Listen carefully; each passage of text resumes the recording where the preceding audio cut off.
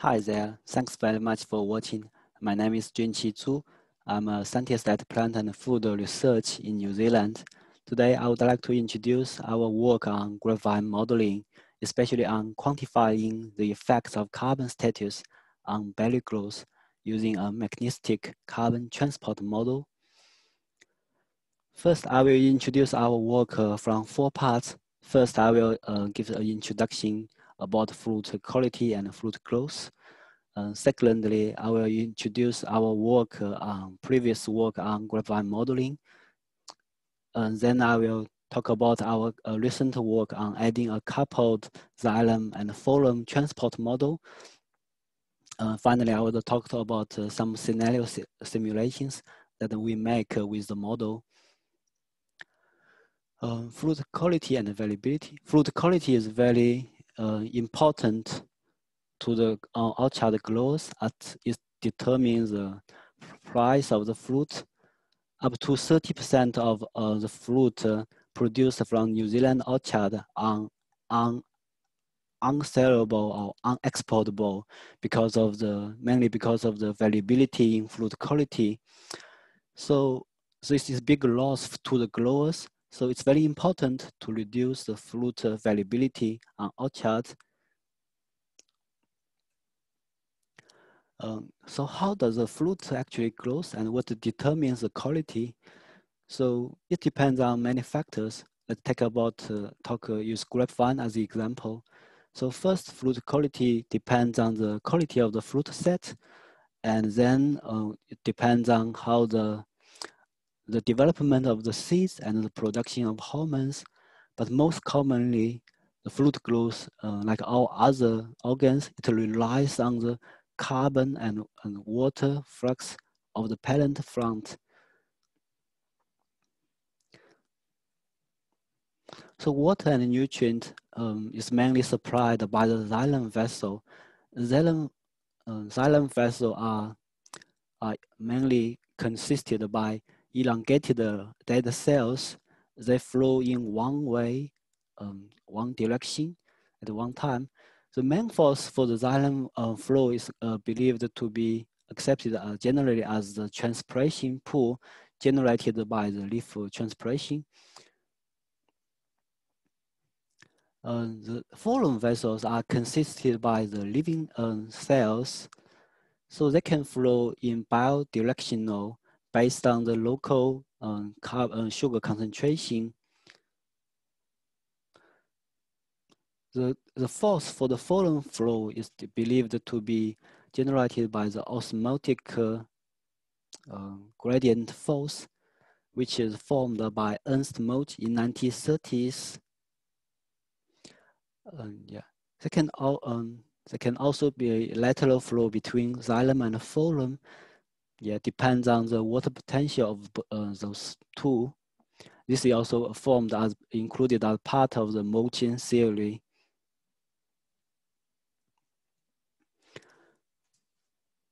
The fruit growth can be explained by the fruit model developed by Fishman and Zinard in 1998. They formulated the model simulated fruit growth mainly based on the water and the carbon flux. So in their model, the fruit is separated from the xylem and the phloem vessel by a semiconductance membrane. The water uptake of the fruit depends on the water potential gradient between the fruit and the xylem and the phloem vessels, and the carbon sugar uptake is formed in 3 ways. The active transport mainly describes the sugar uptake through the sugar transporters, and the mass flow and the diffusion. So when the fruit uptake the water and sugar, it increases the turgor pressure of the fruit, which generates the force for the cell wall extension. This can be explained by these local Hector equations. So for explaining the effects of whole plant water and carbon flux on the berry growth, we developed a model called grapevine before, which integrates the fruit model with the whole plant functional structural plant model. So from the functional aspect, this model can be divided into 5 bigger modules. We have the radiation module, which calculates the radiation inception of each individual organs. Yeah, the radiation inception of each individual organ of the leaf was passed into the leaf gas exchange module. This module first calculates the potential leaf photosynthesis, transpiration, and temperature based on under no water stress conditions.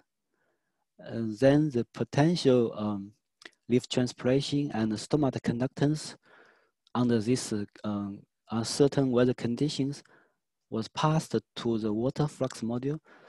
The water flux module is adapted from Tahadil 2015, which calculates the water flux from a soil to each individual leaf.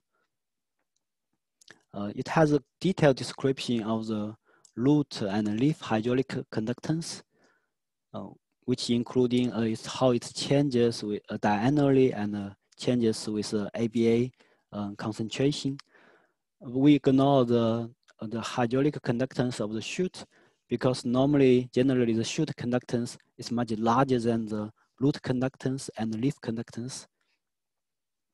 This module also calculates the actual stomata conductance and whole plant transpiration under the current given soil water potential, and it passes back the actual stomata conductance to the leaf gas exchange module, which then calculates actual leaf photosynthesis, transpiration, and leaf temperature again.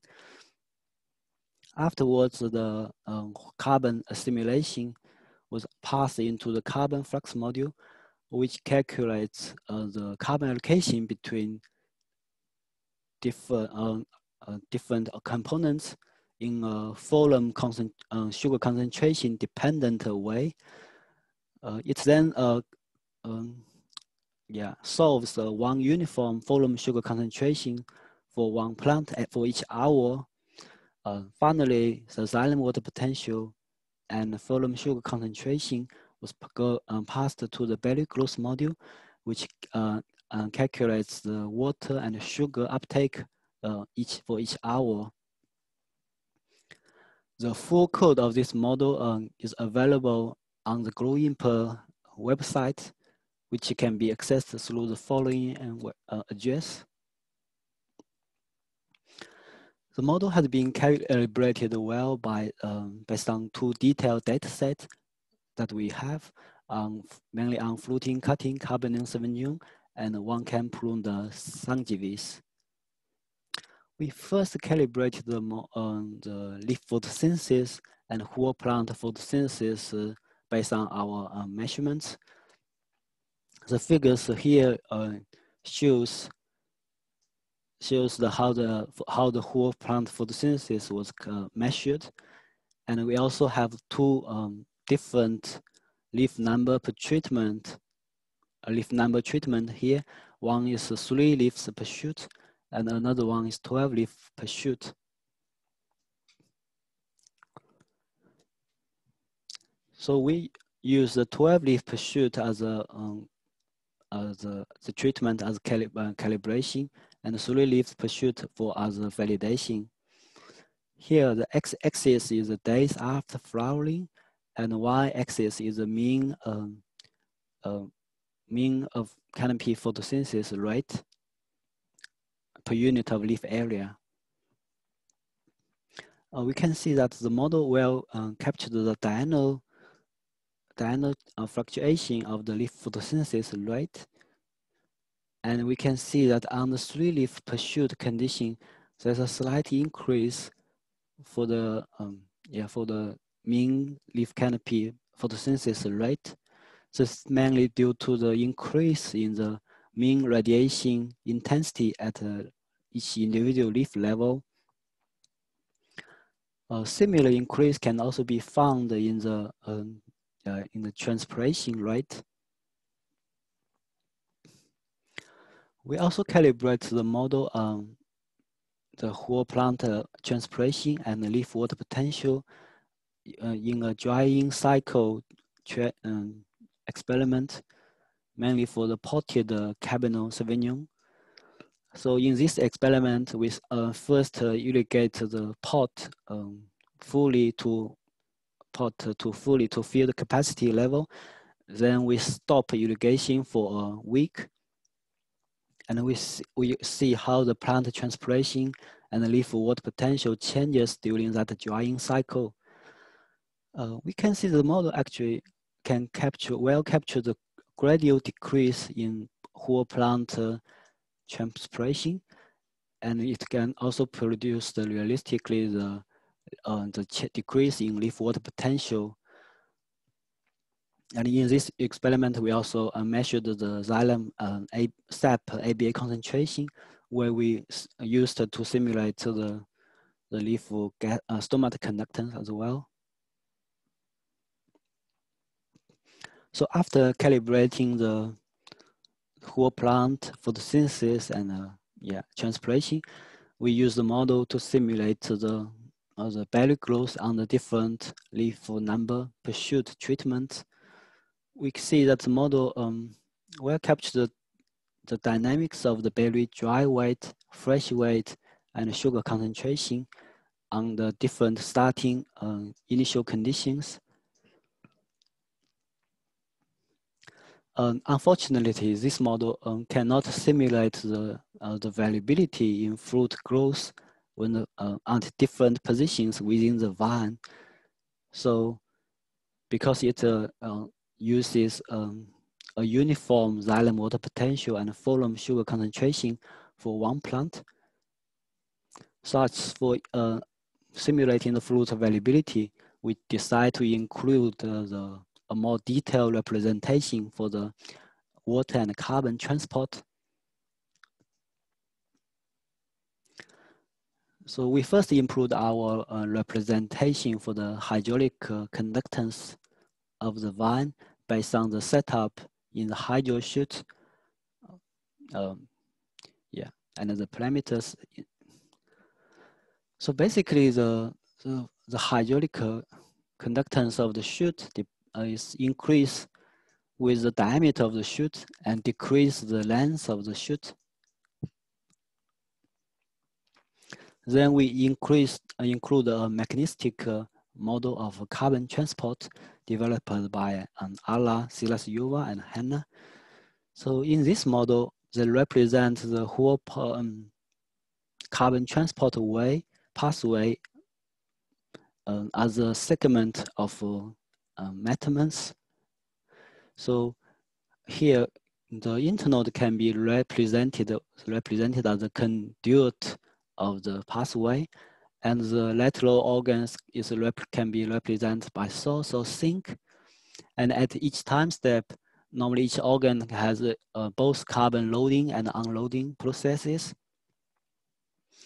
And in the model, we represent the xylem water flow based. The xylem water flow is driven by the water potential gradient, and we have the xylem transport resistance as well. And the phloem transport is driven by a new term called the carbon potential, which is calculated as the square of the carbon concentration divided by 2. And we have the phloem transport resistance is dependent on the carbon concentration as well. The model simulates the lateral flow between xylem and phloem as well. The procedure. So in the model, it first solves the equations, those equations analytically at each internode.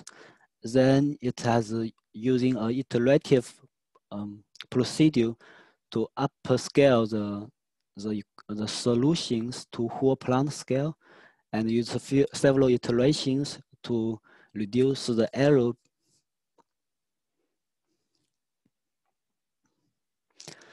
As this is the first time that we apply this detailed carbon transport model into real plant and real experimental condition. So we did a very careful calibration of the parameters. So we use a very detailed pot experiment to calibrate the transport model.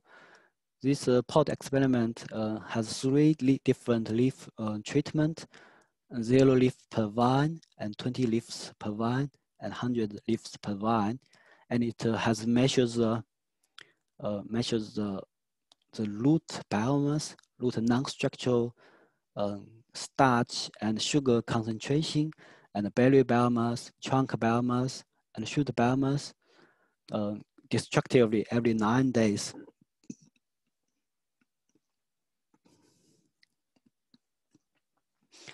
We also developed a very sophisticated statistical method to calibrate the model, as there are many parameters which is hard to calibrate. And the procedure works relatively quite well, and after calibration, we can see that the model can capture the difference in the dynamic of the berry dry matter and root dry matter and root non-structural carbon and trunk dry matter quite well, and it reproduces the differences on the different leaf number per vine. Yeah, and it captures the effects of low phloem carbon concentration on berry growth, leaf root dry matter, and also the decrease of the root non-structural carbon.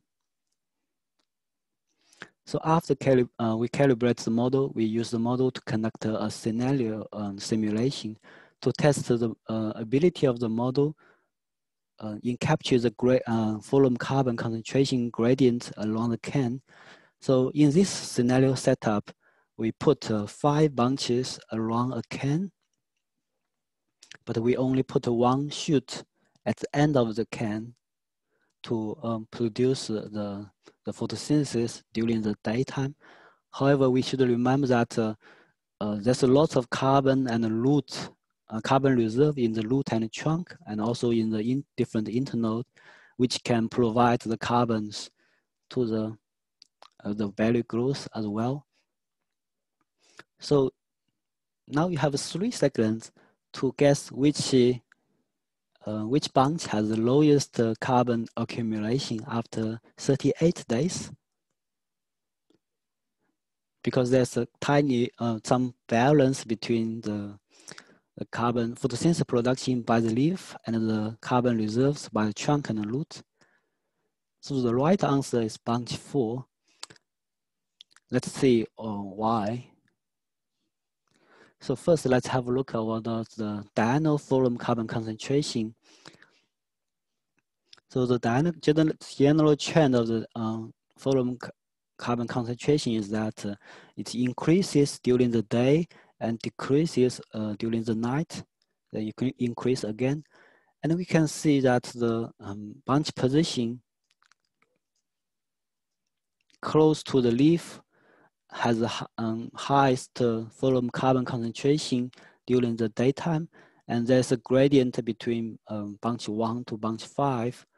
Although the difference between bunch 5 and bunch 4 are very small due to the carbon supply by the trunk and the root. And interestingly, we see that there's a reverse of trend in the night. The gradient changes. The bunch 5, the position where bunch 5 inserts has the highest phloem carbon concentration in the night due to the carbon supply by the trunk and the root. We can also see a clear trend in the mean daily phloem carbon concentration, which decreases over time. This is mainly because the carbon production in this system cannot supply all the carbon demands by the berry growth. And we can see that the model that also capture the effects of the position on carbon dry mass accumulation, we see that the bunch one always has the highest rate of a rate of dry mass accumulation. Initially, bunch 5 accumulates relatively fast, benefited from the trunk and the root. However, it slows down after about 15 days and get overpassed by bunch 2. It's mainly probably because the carbon reserves in the trunk and the root decreases over time. We are currently doing some simulations to compare the detailed carbon transport model and the common carbon pool method on the effects of the carbon allocation.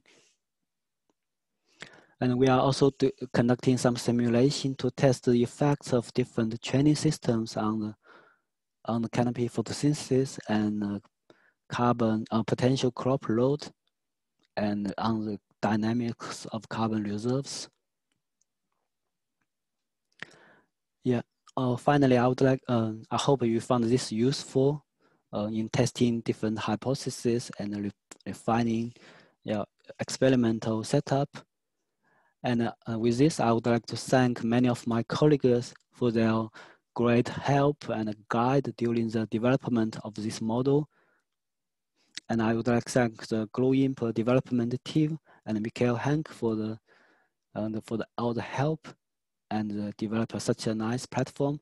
And I would thank the InnoVine project and the GrapevineXL and Grape and Wine program of plant and food research for the financial support. Thanks very much for your attention.